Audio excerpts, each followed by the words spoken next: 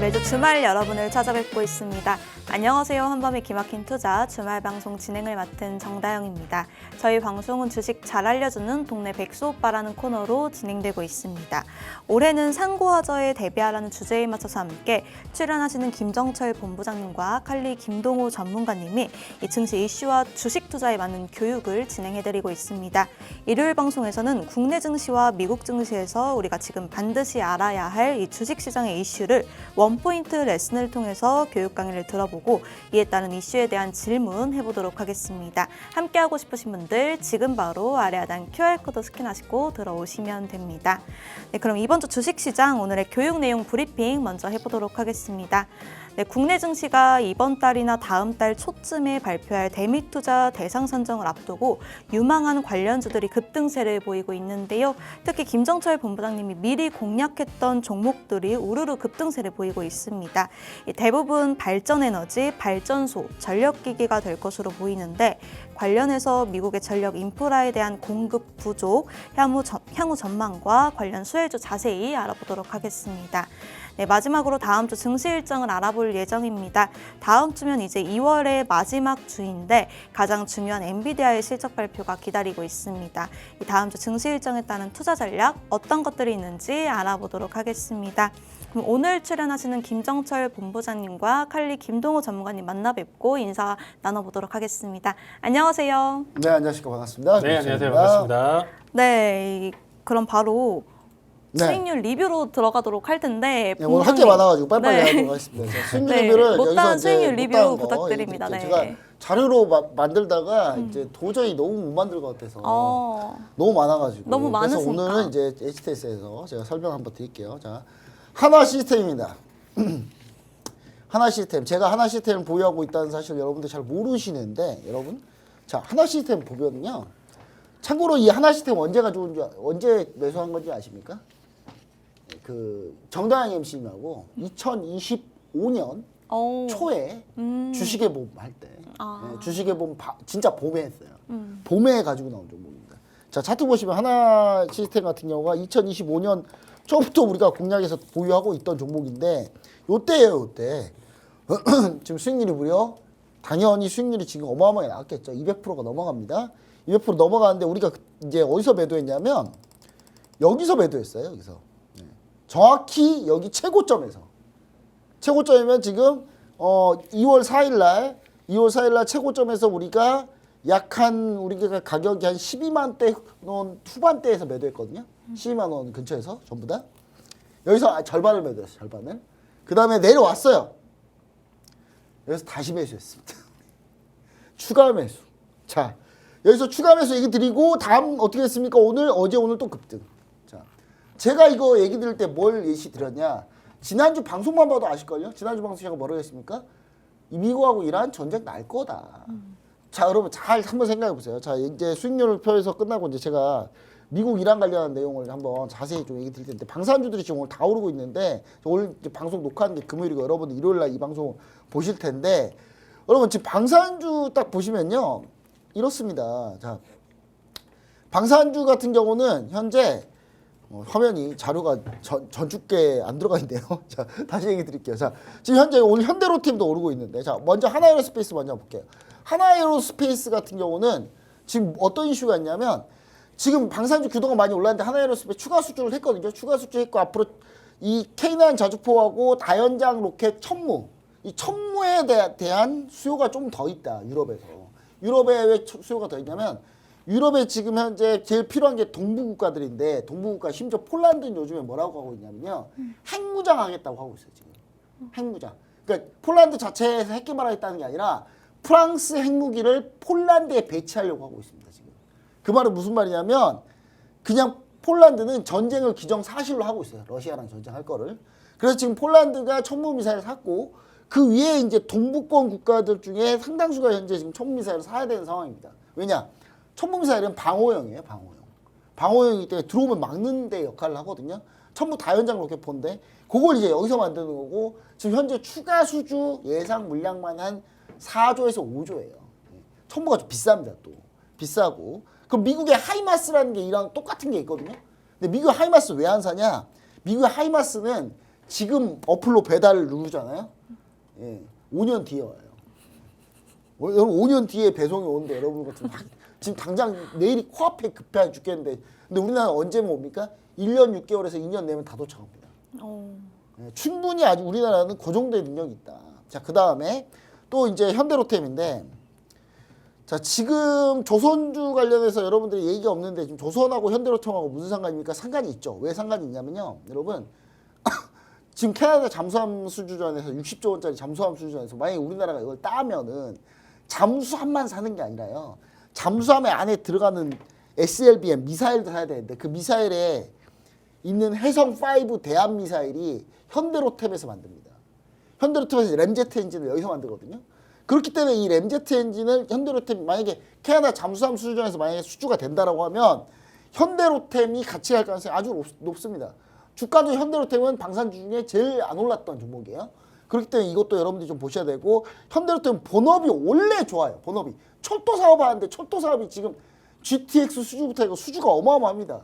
근데 여기에 방산 K2 전차 그다음에 장갑차까지 백호 장갑차까지 다 808 K808 백호 장갑차 K2가 흑표예요. 흑표가 뭔지 아세요? 동물로? 흑색 표범. 이름도 멋있어. 우리나라 방산 무기는 이름도 멋있어요. 그리고 그 다음에 K808 백호. 백호는 뭡니까? 백색 호랑이. 백색 호랑이, 하얀 호랑이. 영어보다 한국문을 더 잘하시네요. 혹시 중국이 국적은 아니시죠? 미국 국적 맞으세요? 중국 국적 같은데? 한국을 더 잘하시는 것 같은데? 일단 자, 그 다음에 천무. 다 이름도 멋있어 다. 예. 그렇기 때문에 현대로템이 그나마 덜 올랐기 때문에 이 종목 반드시 여러분 보셔야 된다는 얘기를 좀 다시 한번 드리고 그 다음에 이제 우리가 그럼 여기서 또 추가적인 방산주 우리가 볼만한 게 없습니까? 자, 현대로템 분명히 현재 가격보다 낮아요. 낮기 때문에 여러분들이 지금 덜 올랐기 때문에 현대로템은 지금도 매수 가능하다는 얘기를 드린 거고요. 이거 말고도 더 있습니다. 많은 종목이 있는데 여러분 뭘 보셔야 되냐면 한국항공우주입니다. 한국항공우주 보셔야 되는데 한국항공우주 현재 보유 중이에요. 여러분 한국항공우주가요. 이날 2월 13일 날 이날 수익률 100%를 돌파했어요. 예, 돌파해서 지금 살짝 100% 미친데 지금 90% 100% 왔다 갔다 하거든요. 이미 우리가 매수하고 이미 2배가 오른 종목인데 그럼 여기서 살아야 하는 얘기입니까? 당연하죠. 얘 몇 프로 얼마나 갈 건데요? 얘 앞자리가 3으로 바뀔 건데 여러분 3으로 바뀔 겁니다. 한국항공우주와 KF21이 지금 우리나라 양산되기 시작하고 하잖아요. 그러면 어마어마하게 팔릴 거다라는 걸 다시 한번 얘기 드리고 현재 지금 여러분들이 보셔야 될 종목도 이렇게 얘기 드렸고요. KF21 전투기가 여러분 KF21 전투기가 전투기만 있으면 됩니까? 이 안에 뭐가 있어야 돼요? 전투기도 미사일이 있어야 되겠죠? 공대공 미사일인데 미국이 공대공 미사일을 원래 주기로 했어요. KF21에. 근데 미국이 우리나라 KF21을 너무 잘 만드니까 미국이 이거 안 줘. 나 이거 못 줘 너네. 미국 말을 바꿔버렸어요. 그래서 이제 내친 김에 우리가 뭐 하고 있다? 미사일 그랬구만 안 준 됐어 가 꺼져. 그리고 우리는 그냥 우리들끼리 만들게 미사일 이렇게 해버린 거예요 지금. 근데 그 미사일 또 누가 만든다? 여러분 또 램제트 엔진이거든요. 그럼 또 램제트 엔진이면 누가 만들겠습니까? 예, 현대로템, 하나에로스페이스. 뻔하죠. LIG 넥스원. 여기서 다 만드는 겁니다. 여러분 그래서 한국항공우주 추가적으로 보시면 좋을 거고 나머지 종목도 같이 보시면 됩니다. 이 종목들 모든 종목이 현재 보유 종목이고 수익률 리뷰할 때 나오는 종목이에요. 그렇기 때문에 여러분들 지금 현재 공략주이기도 하지만 다시 한번 재공략 타이밍이 나온다는 거 다시 한번 얘기 드리도록 하겠습니다. 네, 수익률 리뷰까지 들어보고 왔습니다. 저희 본부장님 수익률이 너무너무 좋으니까요. 꼭 함께 하시면 좋을 것 같습니다. 지금 바로 아래 하단 QR코드 스캔하시고 들어오시면 됩니다. 네, 그럼 다음으로는 저희 칼리 전문가님 수익률 리뷰도 들어볼 텐데 이 수익률 리뷰와 함께 토요일에 못다한 질문도 함께 해보도록 하겠습니다. 이 중동에서의 긴장으로 이 유가가 다시 급등하고 있는데 이렇게 되면 다음 달 CPI가 벌써부터 걱정이 됩니다. 또 이번 주 발표된 FOMC 의사록에 관심이 끌었는데 이 내용도 수익률 리뷰와 함께 부탁드립니다. 자, 일단 먼저 FMC 회의록 한번 우리가 일단은 좀 살펴보도록 하겠습니다. 자, 일단은 뭐 사실 그렇게까지 중요하진 않아요, 아나운서님. 왜냐면 우리가 이제 좀 5월 이후서부터 여기에 대해서 이제 좀 다시 한 번 더 좀 집중할 필요는 있고요. 최근에 이제 연준 위원들이 이제 좀 나와서 연설이나 이런 부분들을 좀 가져가고는 있지만 이런 부분들이 지금 현재 시장의 포커스를 가져가는 분위기를 바꾸기가 힘들다라는 거죠. 우리가 지금 현재 시장 분위기는 뭐죠? 엔트로픽 이슈 내용 자체, 클라우드 4.6 뭐 이 내용 자체로 지금 소프트웨어들 계속적으로 망하냐 안 망하냐 이쪽으로 지금 계속 포커스를 가져가고 있죠. 근데 연준에서 이제 기준금리가 어떨 것 같고 동결이 괜찮을 것 같고 이 내용 자체가 유동성 자체를 지금 좀 공급한다라고 해서 단기적으로 AI에 대한 그 공포 이슈 자체를 소화를 시키면서 다시금 끌어올리긴 쉽지는 않다라는 거죠. 그러니까 그 내용 자체는 그 내용대로 해석을 보여주면서 점점 그런 공포가 줄어들면서 시장 반등으로 가져가는 거고 FOMC에 대한 내용 자체는 그래도 상반기 기준으로 지금 일단 좀 바라봤었을 때 크나큰 스탠스에 대한 변화가 있느냐 없느냐만 여러분들이 좀 신경 쓰면 될 것 같아요. 그러니까 갑작스럽게 확 바꿔버리는 거, 막 금리 인하를 지금부터 막 다달이 계속적으로 가져가야 된다, 막 이런 분위기로만 바뀌지 않는다라고 하면 그렇게까지 여러분들이 시장 변화를 좀 주도하기는 조금 힘들다. 그래서 이번 내용 자체를 한번 좀 같이 살펴볼게요. 이번 회의의 핵심 메시지로 일단 좀 살펴보시면 정책은 이미 중립 수준이고 어쨌든 서두르지 않겠다라는 얘기를 좀 가져오고 있는 상황입니다. 지금 현재 기준으로 일단은 좀 본다라고 하면 이번 13F 그러니까 죄송합니다. 일단은 지금 중립 수준으로 일단 좀 서두르지 않겠다라고 얘기를 했고 기준금리가 이제 3.5%에서 3.75%를 유지를 하는데 이 내용 자체가 이제 대다수 위원들이 일단은 좀 동결을 지지를 하고 있어요. 그리고 일부 위원은 인하를 좀 주장을 하고 있는데 뭐 아시는 분일 거예요. 이 내용 자체는. 그리고 이제 정책 스탠스 자체는 긴축 종료 단계고 조기 완화는 좀 신중한 상태에서 데이터 의존적 정책 유지입니다. 아직까지는 좀 파월 의장이 계속적으로 좀 있기 때문에 데이터 디펜던스 계속적으로 좀 이어지고 있는 시장 흐름이다라고 보시면 될 것 같습니다. 연준이 지금 현재 일단 판단하는 현재 경제 상황을 일단 좀 살펴보시면 성장 자체는 견조하고 소비 자체는 여전히 탄탄하게 가져가고 있기 때문에 특히나 이제 투자 관점으로 본다라고 하면 기술 투자가 아직까지 좀 강한 시장 흐름이다라고 지금 보여주고 있습니다. 그리고 이제 노동 시장 자체는 실업률 자체가 이제 좀 안정적으로 보여주고 있고 고용 증가 속도가 이제 좀 둔화된 형태 그리고 노동 시장 안정화 단계를 좀 가져가고 있는 상황이다. 그래서 경기 자체가 우리가 좀 경기 둔화나 내용 자체를 계속적으로 좀 핵심적으로 바라보고 있는데 과열에서 이제 좀 정상화 단계로 일단은 좀 가져가고 있는 상황이고요. 또 가장 중요한 내용 자체로 본다라고 하면 인플레이션이 여전히 목표보다 조금 높은 상태고 서비스 물가가 이제 좀 둔화된 상태인데 상품 물가가 좀 일부 상승 흐름 자체를 보여주고 있는 상황이다. 이런 부분 자체로 좀 요인으로 좀 본다라고 하면 관세 영향이 당연히 있고요. 수요 여전히 견조하고 생산성 지금 상승 기대를 좀 가져가고 있다. 지금 현재 디스인플레이션이 진행 중이지만 이 속도가 좀 불확실성이 있다라는 얘기를 좀 가져가고 있는데 이제 좀 물가 상승이나 내용 자체 이런 부분들이 이제 점점 이 속도나 내용 자체가 이제 좀 줄어들고 있는 거예요. 이제 완만한 커브를 좀 가져가고 있다. 오히려 이제 디플레이션처럼 이제 꺾이는 완전히 이제 물가가 이제 잡히고 있는 하락하는 결과가 아니고 물가 상승이나 내용 자체가 이제 완만하게 이제 좀 이어지고 있는 상황이다라고 지금 평가를 하고 있는 상황입니다.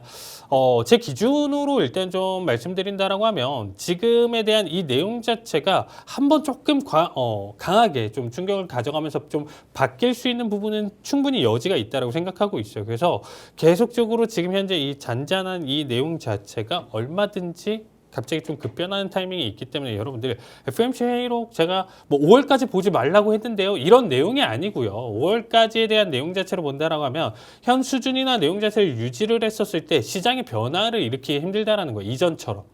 이전에는 사실 FOMC만 나와준다라고 하면 시장 변동성이나 방향성 내용 자체를 가져갔는데 지금은 오히려 시장에 대한 포커스 내용 자체가 AI 쪽으로 지금 계속적으로 쏠려 있고 지금 기술주에 대한 밸류 내용 자체, KPX 이런 부분들로 지금 일단 포커스가 옮겨져 있기 때문에 사실상 별다른 변화 큰 내용 자체만 없다라고 하면 계속적으로 동결을 가져갈 것이고 그 결과에 따라서 시장의 급등 내용 자체를 보여주긴 힘들다라는 겁니다. 대신에 충분히 변화나 내용 자체는 있을 수 있기 때문에 이 부분 자체는 제가 QR로 참여를 해주시면 제가 알아서 여러분들한테 설명을 드려요.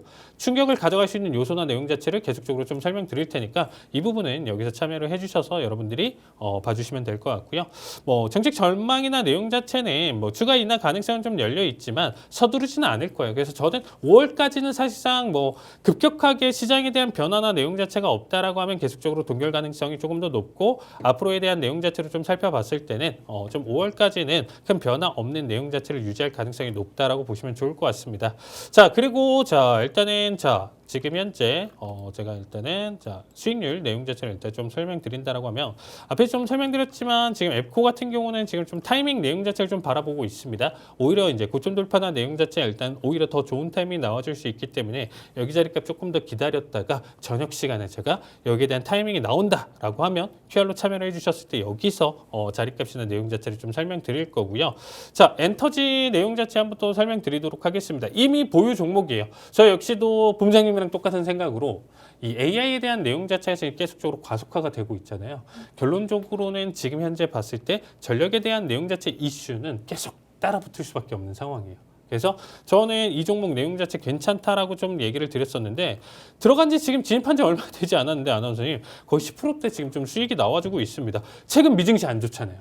오히려 손실이 나는 게 조금 더 만든 건데 오히려 지금 가장 최근에 또 진입했었던 종목인데 수익을 계속적으로 유지를 하고 있다. 10% 가까운 수익을 좀 가져가고 있는데 오히려 지금 더 좋은 수익 구간에서 일단 조금 일부 밀렸습니다. 일부 밀렸는데 오히려 상승에 대한 내용 자체로 지금 좀 바라본다라고 하면 포텐을 조금 더 보여줄 가능성이 높아요. 그래서 자 이따 교육 때 한 번 더 이 종목에 대해서 가져가면서 교육 설명을 좀 가져갈 텐데 상승 여력이나 내용 자체는 지금 일단 충분히 있기 때문에 오히려 지금에 대한 뭐 이거래일 단기 조정에 대한 내용 자체를 본다라고 하면 우리 평단가보다는 지금 일단 조금 더 높지만 지금 보유하지 않으신 분들은 신규 진입도 충분히 고려를 해볼 수 있기 때문에 이 부분 좀 궁금하신 분들은 QR로 참여해 주시면 자세하게 설명드리도록 하겠습니다. 네, FOMC 회의록 내용과 함께 이 수익률 리뷰까지 들어봤습니다. 이 미증시 분위기가 좋지 않음에도 불구하고 저희 칼리 전문가님 수익률이 너무너무 좋습니다. 함께하고 싶으신 분들 지금 바로 아래 하단 QR코드 스캔하시고 들어오시면 됩니다. 네, 그럼 다음으로는 교육 강의 내용으로 넘어가 보도록 하겠습니다. 이 서두에서 이야기했듯이 우리나라가 당장 급해졌습니다. 일본이 대미 투자를 확정하면서 우리나라도 확정을 해야 하는 압박감이 다가오고 있는데요. 우리나라 역시도 대부분 미국의 전력 인프라 구축에 투자할 것으로 보입니다. 특히 LNG와 원전에 대해서는 우리나라의 투자 가능성이 무엇보다 높은데 본부장님, 이 자세한 투자 아이디어 어떤 것들이 있을까요? 네, 일단 미국이 원전 전력 설비, 그다음에 발전소, 그다음에 LNG 이런 게 왜 부족한지, 왜 지금 투자가 필요한지, 우리나라가 지금 대미 투자해야 되는데 무려 그 어마어마한 3,500억 달러를 투자할 때 그냥 수익성도 없는데 그냥 투자할 수는 없잖아요. 근데 이쪽 부분은 수익성이 분명히 있습니다. 왜 있는지를 한번 여러분들이 한번 보시면 좋을 것 같다. 한번 봐보시면 좋을 것 같습니다. 먼저 한번 화면 보시죠. 전력 설비와 발전 원리를 여러분들 좀 아셔야 되는데, 자, 미국 전력 설비들 한번 볼게요. 미국 내 가동 중인 변압기의 평균 연령 분포예요. 그러니까 미국의 변압기가 얼마나 오래됐는지를 보는 건데 평균치가 얼마죠? 자, 미국의 그 변압기 평균 연령치가 무려 30에서 35년. 이 말은 무슨 말이다? 미국 변압기가 웬만하면 다 30에서 35년이 됐다. 그리고 설비가 뒤로 가면 갈수록 이게 많죠. 그래서 이게 중위 쪽을 딱 보면은 50년이 나옵니다. 평균 변압기, 미국의 변압기가 평균 50년 됐어요, 다. 그 말이 무슨 말이다? 미국은 변압기 때문에 전기가 안 될 수도 있다.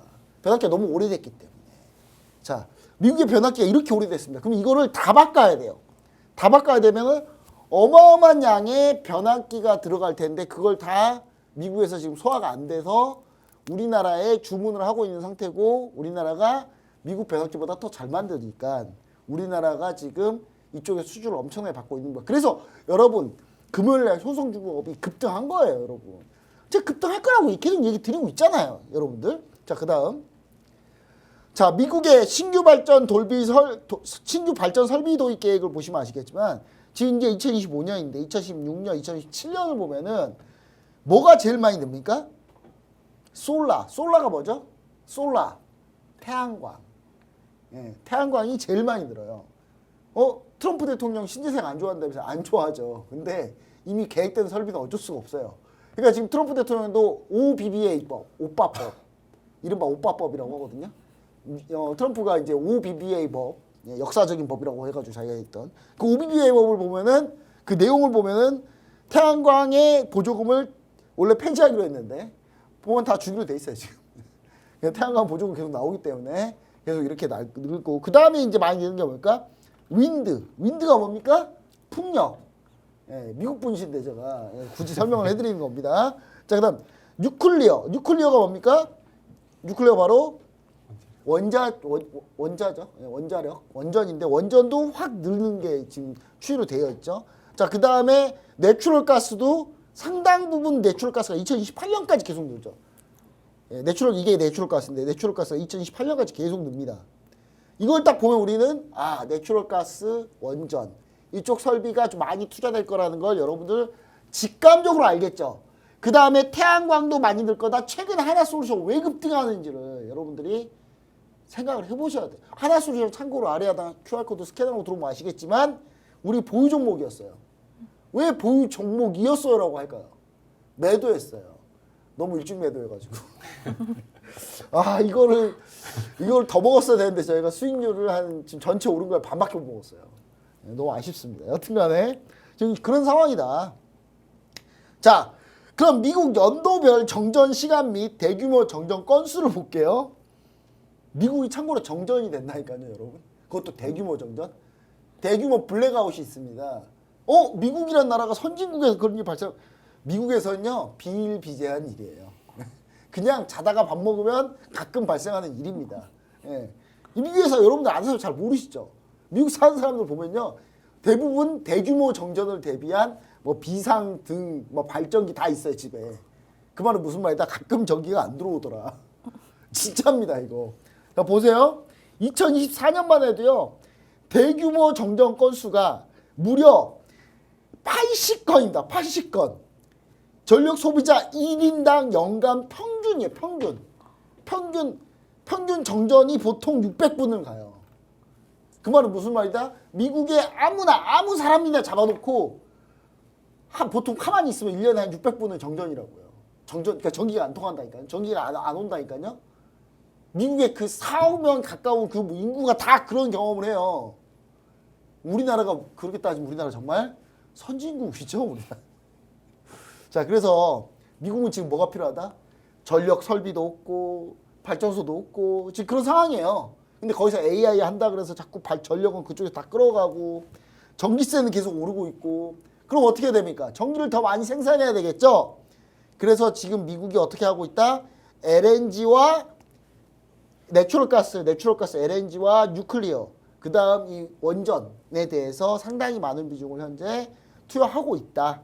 자, 그럼 이제 내추럴 가스는 아닌데 석유를 어떻게 정제하는지 한번 알아보도록 합시다. 자, 여러분 석유를 정제하려면 어떻게 해야 되는지 아십니까? 자, 석유 정제하려면 어떻게 해야 돼요? 석유를 어떻게 하면 정제할 수 있는지 아세요? 끓이면 됩니다. 석유를 딱 갖고 와서요. 여러분 석유를 갖고 와서 거기다가 불을 끓이면 돼요. 끓이면 정제가 돼요. 네, 근데 여러분들 이거 하면 다 불법이에요. 여러분들은 우리나라는 원유를 크루드 오일을 원유라고 하거든요. 네, 원유 크루드 오일을 개인이 소지하는 것 자체가 법적으로 금지예요.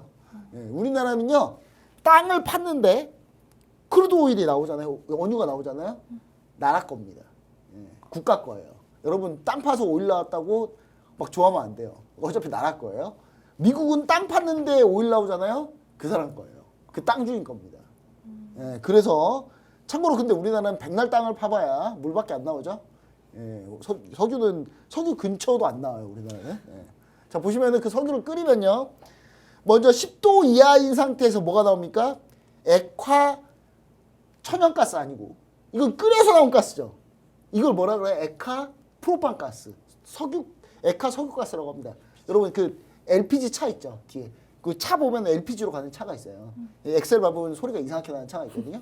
택시나 택시들이 주로 이런 거 쓰는데 택시 딱 보면은 있는 차 거기에 뒤에 가스통 있거든요. 그게 LPG예요. LPG고 이거는 석유를 끓일 때 나옵니다. 가장 조도에서. 그 다음에 휘발유. 그 다음 나프타에서 이게 100도에서 180도에서 나프타가 나오거든요. 이 나프타는 뭐다? 다 폴리에틸렌, 에틸렌, 프로필렌 다 뭡니까? 플라스틱. 여러분 여기 이런 거 다 플라스틱. 다 이걸로 만들어요. 다 석유로 만듭니다. 다 여러분 모든 플라스틱 나프타 여기서 다 뽑는 거예요. 자, 그 다음에 우리가 지금 이거 나프타 엄청나게 하다가 지금 우리나라가 지금 중국한테 밀려가지고 지금 여수 석화단지 다 지금 박살나는 게 이거 나프타 하다가 그런 거예요. 나프타 하다가. 자, 그 다음에 등유, 경유, 중유. 그 다음에 가장 끓여가지고 맨 밑에 나오는 게 뭐다? 찌꺼기 아스팔트. 그거 찌꺼기 가지고 아스팔트 만드는 거예요, 여러분. 자, 그래서 아스팔트 그래서 여러분 분리수거 한 100년 해봐야 아스팔트 한 500g 안 하는 것보다 나아요. 탄소가 아스팔트 500g 5kg 아스팔트 5kg 빼는 게 탄소가 더 많이 나와요. 1인당 한 명이 죽어라 100년 동안 분리수거 열심히 해도 그거보다 안 돼요. 어차피 지금 그런 상황이다. 자, 그럼 이제 여기서 우리가 얻을 수 있는 힌트 뭐다? 어차피 LPG나 요거는 안 쓰는데 지금 LPG 그러면 LNG는 그러면 어디서 여기서 나오는 LNG 내추럴 가스 어디서 나오냐? 석유를 파다 보면 거기에 LNG가 모여 있습니다. 그거를 뽑는 거예요. 그걸 뽑을 때 어떻게 뽑아요? 가스로 뽑아버리면 공기 중에 다 기화돼 버려요. 그러면 그거 뽑을 때 어떻게 뽑아요? 엄청나게 극저온으로 때려버리면 애가 물이 돼요. 마이너스 193도로 하면 보통 사람은 얼지만 애는 물이 돼요. 예, 그래서 액체 상태로 옮기는 겁니다. 그 액체 상태로 우리가 이동 운송하는데 그래서 필요한 게 내추럴 가스고 그래서 우리가 내추럴 가스를 지금 미국이 어마어마하게 많이 가지고 있죠. 땅만 파면 미국은 석유가 나오니까. 그럼 내추럴 가스도 땅만 파면 나와요. 그럼 그거를 다 어디다 쓰냐? 쓸 데가 없어요, 얘네가. 난방수, LNG는 다 난방수인데 LNG를 떼면 여러분 매연이 잘 안 나오고 탄소가 많이 안 나와요. 자, 매연이 안 나온다는 건 뭐죠? 그러니까 우리가 지금 난방수를 쓰고 있죠. 중국 보세요. 중국은 지금 잘 못 사니까 LNG로 다 안 돼 있어서 미국은 겨울만 되면 LNG를 떼는 게 아니라 갈탄을 써요. 갈탄 쓰잖아요. 호흡을 못 합니다. 어마어마한 매연이 나와서.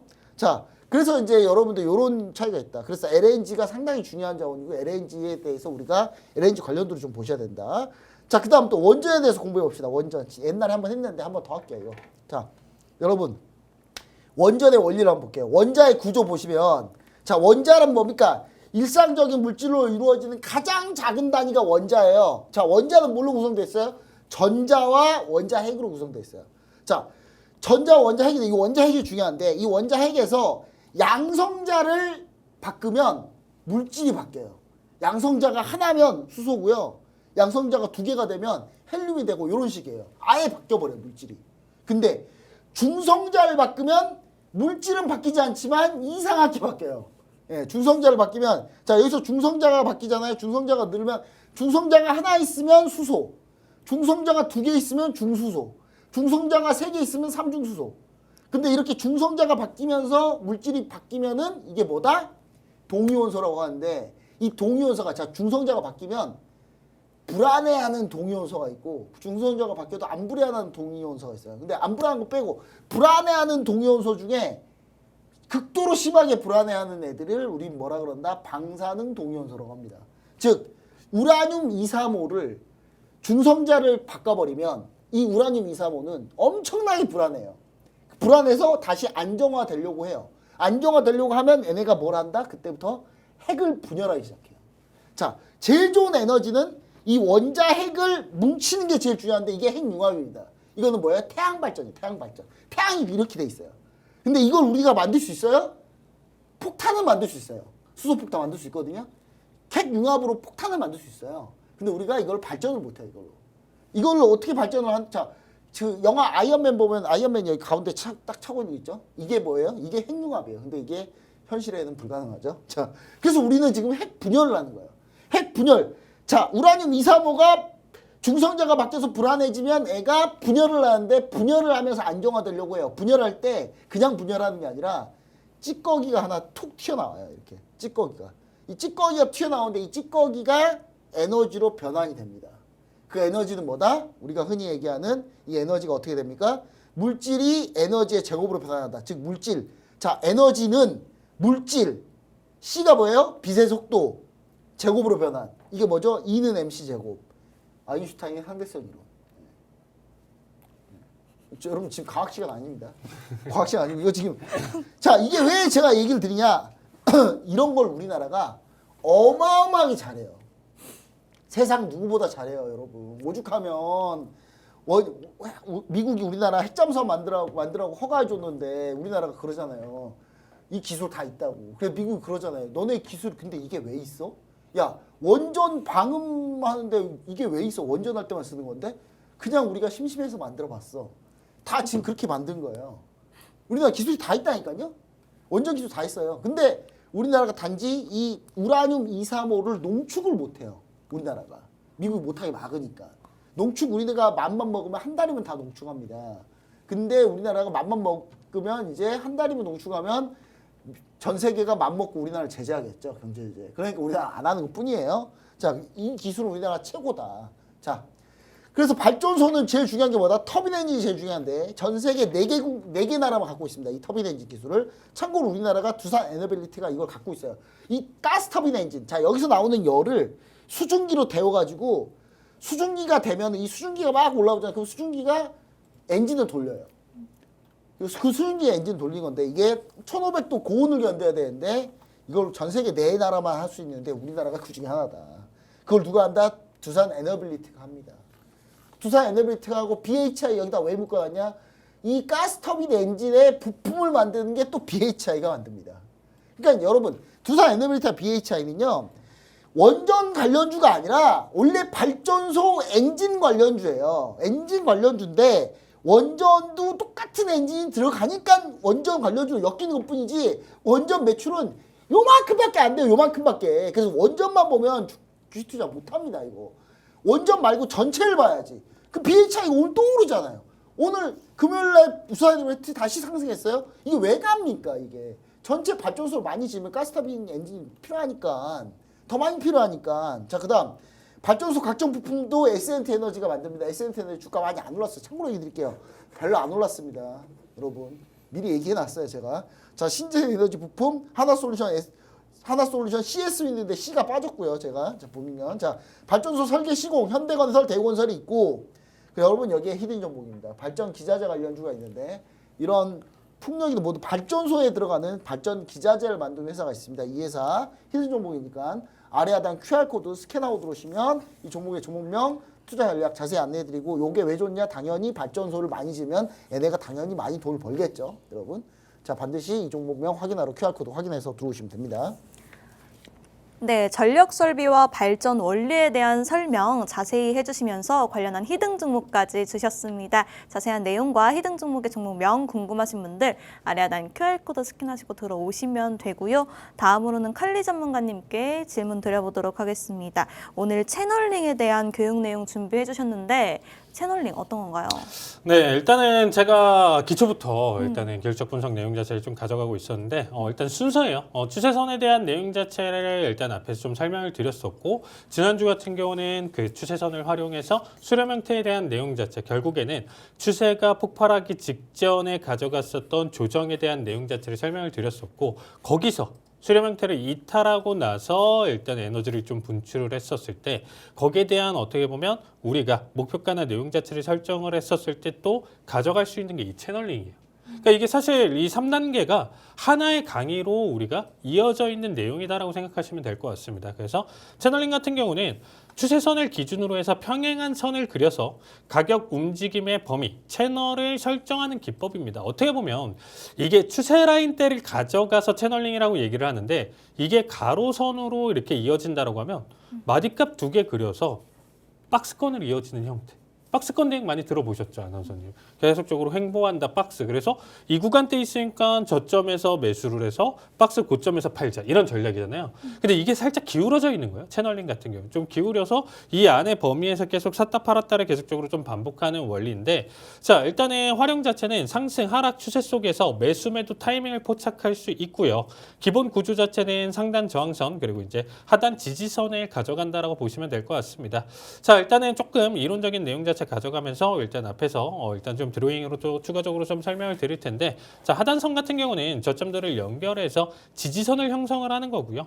상단선 같은 경우는 일단 평행하게 고점을 연결을 해서 오히려 이제 좀 저항 라인 때 내용 자체를 맞춰준다라고 보시면 될 것 같습니다. 자 전략 자체는 하단선 부분에서 매수하고 상단선 부분에서 매도를 하면서 채널 이탈 시에 강한 추세 전환에 대한 신호까지도 가능성이 있기 때문에 채널링 같은 경우는 사실상 일단 많은 투자를 하시는 분들 같은 경우는 일단 좀 보유 종목 내용 자체에서 기본 세팅을 계속적으로 좀 유지를 하면서 단기적인 기술적 청산 내용 자체를 염두에 둘 수 있는 내용적인 측면이다라고 보시면 될 것 같습니다.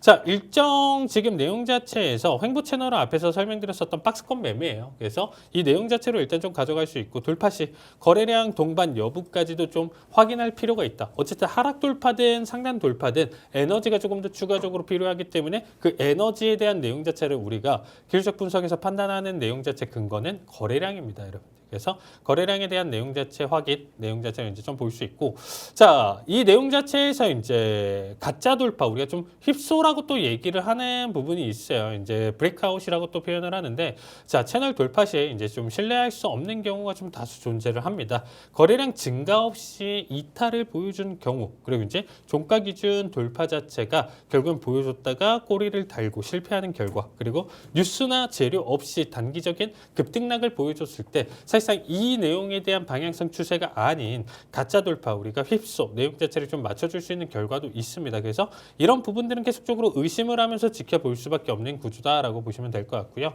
자, 그 다음에 이제 거래량 확인 내용 자체는 늘 우리가 기술적 분석에서 굉장히 좀 중요한 요소 중에 하나예요.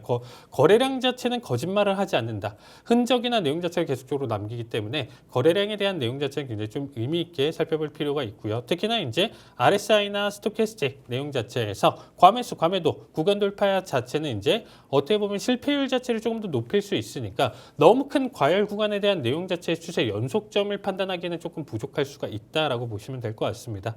자, 그러면 채널 라인 때 내용 자체를 일단 우리가 좀 바라봤을 때 당연히 추세 라인 때 그리고 이제 이동 평균선 같이 볼 필요가 있고요. 거기에 따라서 볼린저 밴드까지 그리고 이제 뭐 MACD, 스토캐스틱 그리고 이제 RSI 이런 지금 현재 내용까지도 좀 살펴보면서 추세 전환에 대한 내용 자체까지도 체크해 볼 필요는 있다라고 보시면 좋을 것 같습니다. 자, 뭐 최신 정보랑 좀 응용으로 좀 본다라고 하면 지금 현재 우리가 어떻게 보면 이제는 AI 기반 차트 패턴 인식이 이제 채널링 자체를 좀 자동화 지원을 해요, 아나운서님. 그래서 예전에는 좀 직접적인 드로잉을 좀 계속적으로 가져갔다라고 하면 이거 역시 좀 AI에 대한 기반 내용 자체가 좀 맞춰주다 보니까 여러분들이 좀 노력할 필요 없이 아나운서님 좀 노력할 필요 없이 세팅이나 이런 부분들까지도 이제는 좀 자연스럽게 좀 가져올 수가 있거든요. 그래서 만들어진 결과를 보고 눈으로만 지켜보면 되는 거예요. 그러니까 이 채널링도 어떻게 보면 그냥 우리 이평선 보듯이 이평선이 그냥 만들어지는 결과잖아요.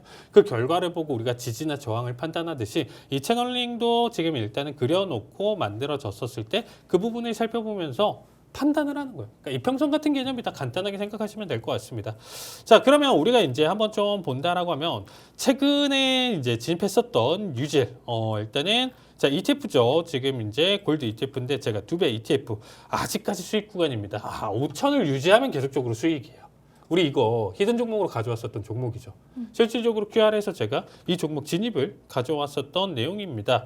자, 이 종목을 한번 좀 살펴볼게요. 먼저 앞에서 설명드렸던 것처럼 추세선을 먼저 그리는 거예요. 바닥 추세선. 캔들을 이탈하지 않는 추세선을 이렇게 그려놓고 이 드로잉을 가져간 상태에서 지켜봤었을 때 자, 여기서 지금 현재 추세선 복사를 해서 그대로 올리는 겁니다. 이렇게. 그러면 평행한 선이 나오죠, 아나운서님. 평행하게 이 선과 아래 지지선과 평행하게 이렇게 들어 올리는 거예요. 들어 올려주면 여기 구간대 기준으로 최근에 이전에 만들어졌었던 내용 자체에서 지금 현재 단기 고점이 만들어졌다. 이건 틀렸습니다. 왜냐하면 여기 기준으로 두 개를 지금 현재 만들어 놨기 때문에 사실상 여기 고점에 대한 내용 자체를 일부 내용 자체를 여기서 맞춰놓고 판단을 해볼 수 있지만 지금 현재 기준점을 여기서 만들어 놨다라고 하면 여기에 대한 내용 자체 판단을 알 수 있다라는 거는 조금 틀린 내용이다라고 보시면 될 것 같습니다. 자, 여기에 따라서 지금 일단은 하나만 그리는 게 아니에요. 채널링은 지금 일단은 앞에서 고점이나 내용 자체가 이제 좀 만들어진다라고 하면 여러 가지 관점으로 일단 추가 돌파나 내용 해석 자체로 일단 좀 맞춰줄 수가 있고 최근 기준으로 일단은 95 이상까지 올라왔다가 지금 조정을 받았잖아요. 그럼 이거를 이제 어떻게 살펴보시면 되냐? 자, 전략으로 일단 좀 살펴본다라고 하면 지금 사실상 그렇게까지 좀 좋은 예시나 내용 자체는 아니지만 현재 위치에서 여기 가격대를 유지를 하고 있는데 만약에 이 하락 이탈을 가져가는데 앞에서 제가 이론 때 설명드렸던 것처럼 여기서 거래량이 이탈을 할 때 크게 동반이 된다라고 하면 사실상 이 종목을 끌고 가는 이유가 없어지는 거예요. 손절 볼 줄 모르시죠. 그렇죠? 그러니까 언제 손절 볼지 모르는 거잖아요.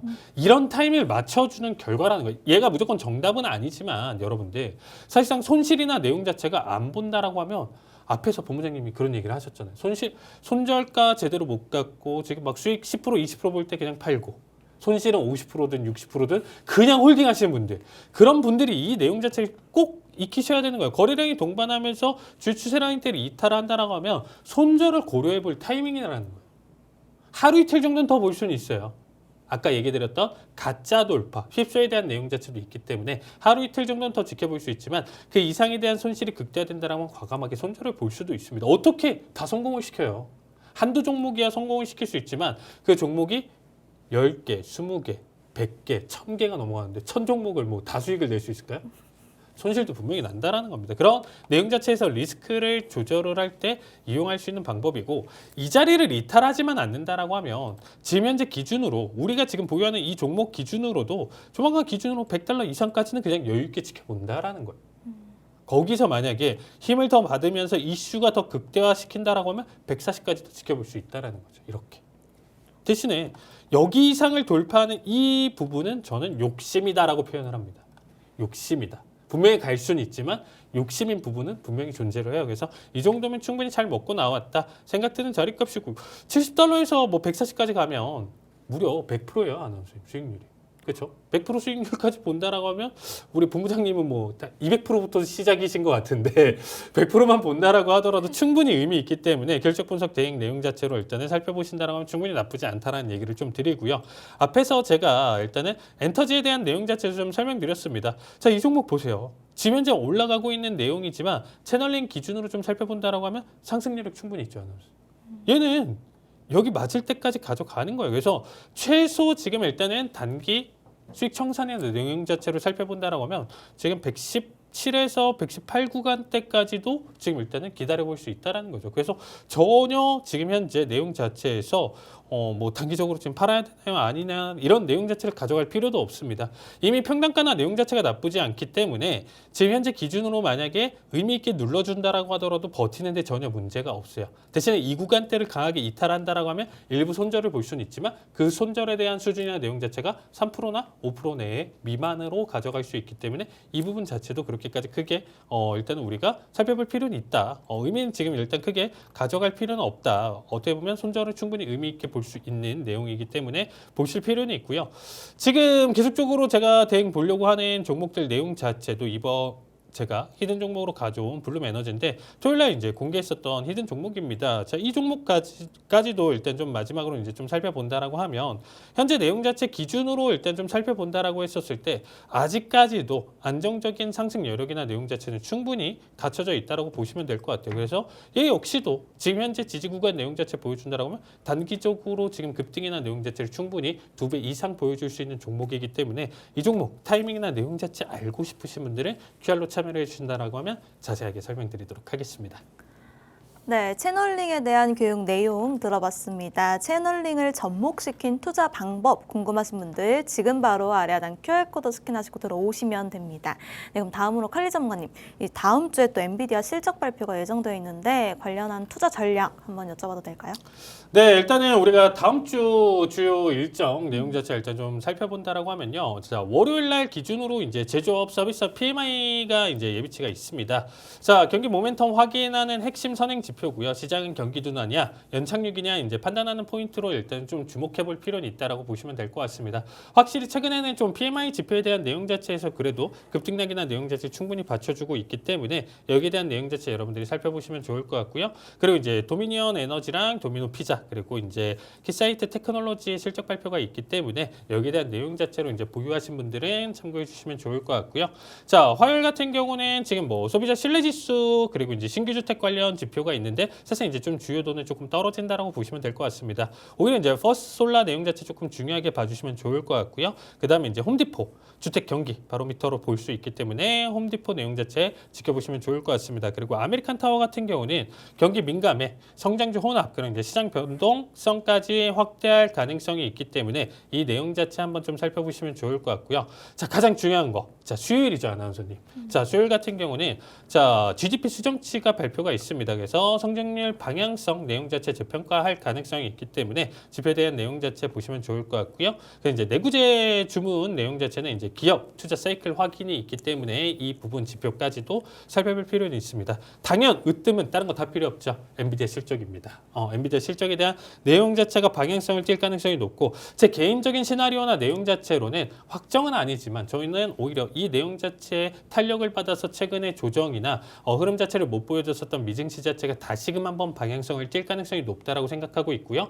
그 내용 자체는 조금 더 상승에 대한 가능성을 조금 더 높게 일단 좀 바라보면서 대응 전략을 지금 가져가고 있는 중입니다. 그래서 이 부분 참고해 주시면 좋을 것 같고 목요일 같은 경우는 PC 물가 지표가 발표가 예정되어 있습니다. 그래서 연준 정책의 방향성에 대한 핵심이기 때문에 PC에서 사실상 크게 제 생각에는 달라질 건 없겠지만 어쨌든 지켜볼 필요는 있고요. 거기에 따라서 주요 실적으로는 줌이나 유나이티드 테라피우틱스가 일단은 있는 상황이고 마지막으로 미시간 때 소비 심리 지수 확정치가 이제 발표가 됩니다. 금요일 같은 경우는 사실상 그렇게까지 중요도나 내용 자체는 오히려 개인 소득이나 소비 쪽에서 일단 조금 더 봐주시면 좋을 것 같은데 오히려 이 시간대 선물 대행하시는 분들은 오히려 별거 없는 날의 미시간대에서 조금 더 큰 변동성을 가져가요. 그래서 선물 대행이나 내용 자체 좀 단기 변동성을 좀 가져가신 분들 같은 경우는 이 부분 내용까지 참고해 주시면 좋을 것 같습니다.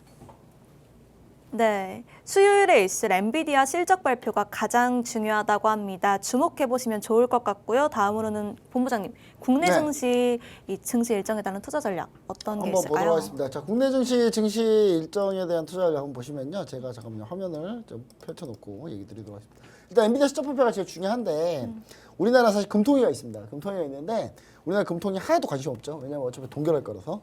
동결할 거라서 하나도 관심이 없는데 일단 화면 보시면은 가장 중요한 건 엔비디아 실적 발표고 엔비디아 실적 발표가 이후에 26일 날 아마 이제 우리나라의 이 엔비디아 실적 발표가 반영이 될 거예요. 반영이 될 거기 때문에 엔비디아 실적 발표 기대감으로 아마 23, 24, 25까지는 모르겠습니다. 24일까지는 지수가 상승할 가능성이 상당히 높습니다.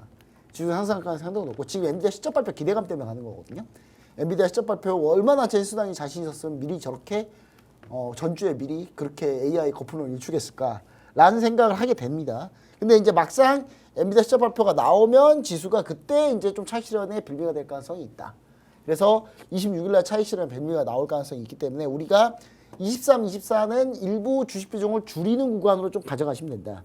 근데 다만 지난 추석 때 이후에 추석 연휴 이후에 쭉 올라왔던 거랑 이번 설날 이후에 지수 올라오는 상황을 보면 거의 비슷하거든요. 그러니까 이 추세는 23, 24까지 좀 될 가능성은 높다라는 거. 그 다음 25, 26, 27에 약간의 조정을 받을 수 있는데 이때 조정이 또다시 한번 매수 기회를 줄 거다라는 얘기를 다시 한번 얘기 드리도록 하겠습니다. 자, 그 다음에 실적 발표 보시면은 나머지 실적 발표 뭐 중요한 건 없습니다만은 뭐 솔직히 아이온큐 백날 해봐야 중요한 거 없는데 아이온큐가 뭐 양자에서 뭐 돈 버는 회사도 아니고 자, 목요일 날 보면은 코어웨이브가 실적 발표합니다. 미국에서 코어웨이브가 지금 네오클라우드 데이터 센터 하는 회사인데 이 회사의 실적이 상당히 중요합니다. 그래서 아마 근데 안 좋을 거예요. 이 회사 안 좋을 거고 3월 초중순이 되면 브로드컴하고 오라클이 실적 발표하는데 거의 여기는 지뢰밭이에요. 지뢰밭이기 때문에 이때 구간에 쭉 밀릴 가능성을 여러분들이 상당히 좀 생각을 하고 염두를 하셔야 돼요. 그래서 이때 조정을 좀 생각하시고 우리가 전략을 짜야 된다. 그 다음에 한국은행 금융통화위원회 하나도 안 중요하다고 그랬죠. 어차피 금리가 동결일 거기 때문에. 그 다음에 이제 미국의 PPI가 이번에 27일 나오는데 1월 PPI가 요게 이제 셧다운 때문에 밀려가지고 지금 이때 나오는 거예요. 그렇기 때문에 이 PPI도 좀 중요하다. 이렇게 좀 보시면 좋을 것 같고요. 자, 그 다음 여기서 이제 전체적으로 좀 보면은 삼성전자 갤럭시 S26 시리즈가 이달 언팩 행사를 합니다. 그럼 관련주들을 그럼 여러분 이때 사면 돼요? 안 돼요. 그 전에 해야 되겠죠. 그 전에 스마트폰 부품 관련주들을 그럼 뭘 봐야 되느냐? 아래 하단 QR코드 스캔하고 들어오시면은 제가 관련된 종목들이 뭐뭐 있는지 제가 얘기 드릴 텐데 이번에 삼성전자 스마트폰은 AI에 좀 방점을 생각하셔야 돼요. AI 탑재가 뭐가 되는지 그 AI 소프트웨어 관련주도 좀 여러분들이 좀 생각을 해서 좀 보셔야 된다. 그게 이제 그런 연계되어 있는 종목이 뭐 있는지를 좀 보시면 좋을 것 같다. 이렇게 좀 얘기 드리고요. 그 다음에 이제 월요일 날 뭐 있었냐? 한국 브라질 정상회담이 있는데 뻔하죠. 자원이에요. 자원 땡기는 거 얘기할 거야 아마. 그래서 여러분들 관련주들 2차전지 여기 엮여 있으니까 아래 하단 QR코드 스캐너 들어오시면 일정별로 어떤 것들을 보아야 되는지 다시 한번 자세히 얘기 드리도록 하겠습니다. 네, 국내 증시 일정에 따른 투자 전략까지 들어봤습니다. 25일, 26일, 27일 이 구간 조정이 나올 수 있다고 하는데요. 이때가 매수 기회라고 합니다. 자세한 내용 궁금하신 분들 하단 QR코드 스캔해 주시고요. 저희가 준비한 소식은 여기까지입니다. 본 방송에서 제공되는 정보는 투자 판단에 대한 참고 자료일 뿐이며 해당 종목의 가치 또는 상승과 하락을 보장하지 않습니다. 시청해 주신 여러분 고맙습니다.